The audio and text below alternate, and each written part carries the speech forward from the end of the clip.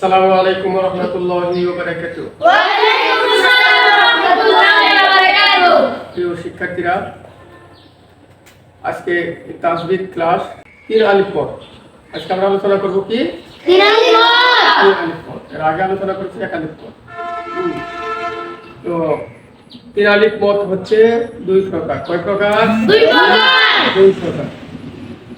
আমরা জানি এক নম্বরে হচ্ছে মধ্যে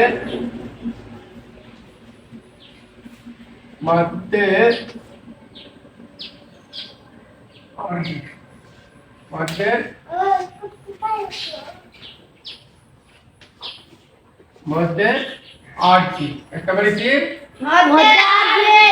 এক নম্বরে হচ্ছে 3 আলিফ পদের মধ্যে দুইটার মধ্যে এক নম্বরে হচ্ছে মধ্যে আরজি মধ্যে আরজি কাকে বলে এটা আমরা এখন জানবো। মধ্যে আরজি কাকে বলে এটা আমরা জেনে নেব। মধ্যে আরজি হচ্ছে মদের হরফের বামের হরফে অক্ষ হইলে মধ্যে আরজি 3 আলিফটা নিয়ে পড়তে হয়। কয় আলিফ? 3 আলিফটা নিয়ে পড়তে হয়। মদের হরফ আমরা চিনি। মদের হরফ হচ্ছে কি জবরের বাম পাশে খালি আলিফ। জবরের বাম পাশে কি খালি আলিফ। আর এটা হলো মদের হরফ। আর এই খালি আলিফের বা ইয়া বা ওয়াও, যতবেলা ওয়াও বা যতবেলা ইয়া যাই হোক, মদের হরফ যদি আসে, যে কোনো মদের হরফ যদি আসে, তাহলে ওর বামের হরফে যদি অক্ষ হয় তাহলে সেটা মধ্যে আরজি। মধ্যে কি আরজি। কয় আলিফটা নিয়ে পড়তে হবে?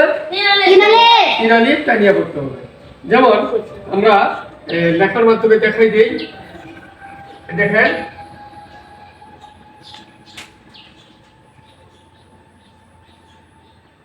আল আলা মিন আল আলামিন আল আলামিন না। দেখেন এখানে আল আল আয়ের মধ্যে তোবাই আইনের উপরে কি আছে? খাড়া জবর, তাই না? আল আলামিনা, এই যে জেরের বাম পাশে যতবেলা ইয়া এর মধ্যে হরফ, তাই না?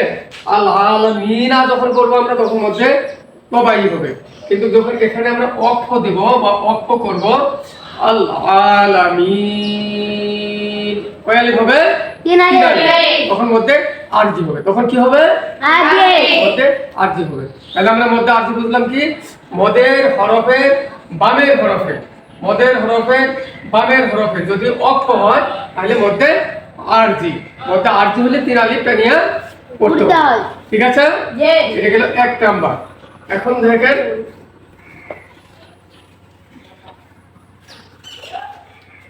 দুই নাম্বার। দেখেন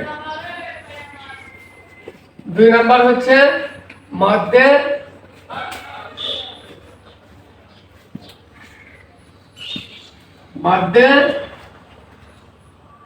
কি মধ্যে মুনফাসিল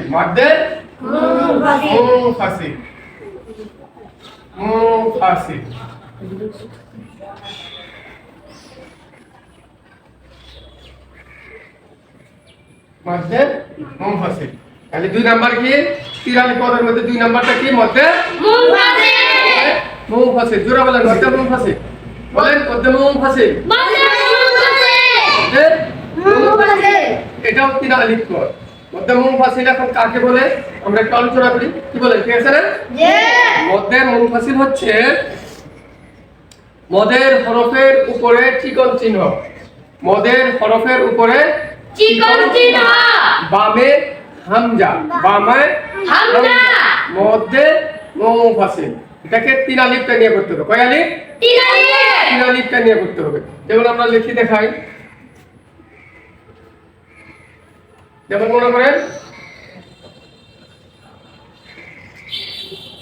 লা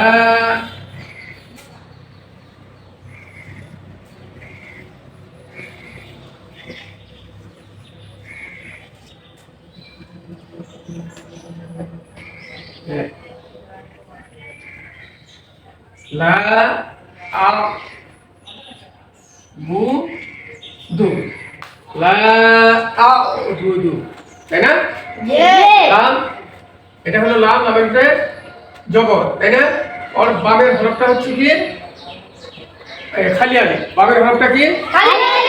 এটা হলো মদের হরফ, তাই না? বামের জবরের বাম পাশে খালি আলিফ, মদের হরফটা। তাহলে মদের হরফের উপরে কি আছে? চিকন চিহ্ন। চিকন চিহ্ন। এই চিকন চিহ্ন যদি থাকে তাহলে এটা মধ্যে মুনফাসিল। শর্ত হলো ওর বাম পাশে একটা হামজা হতে হবে। ওর বাম পাশে কি হতে হবে? হামজা। হামজা হতে হবে। এটা হলো মধ্যে মুনফাসিল। মধ্যে মুনফাসিল কয় আলিফটা নিয়ে করতে হয়? তিন আলিফ।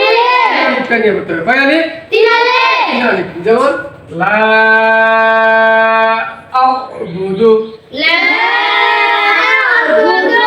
লা আ'বুদু। লা আ'বুদু। লা, এখানে লামটা, লামের জবরটাকে কয় আলিফটা দিয়ে বললাম আমরা? তিন আলিফ, তাই না? এটাকে মধ্যে মুনফাসিল বলে। আমরা দুইটা মত করলাম। তিন আলিফ মত হলো দুই প্রকার। এক প্রকার হলো মধ্যে আরজি, আরেক প্রকার হলো মধ্যে মুনফাসিল। আরেক প্রকার কি? মধ্যে মুনফাসিল। এই দুইটা মত আমরা পড়লাম। আল্লাহ তাআলা আমাদেরকে এই মতগুলি ভালোভাবে চিনে পড়া শুদ্ধভাবে পড়ার তৌফিক দান করুন। ওয়া তাওফিক ইল্লা বিল্লাহ।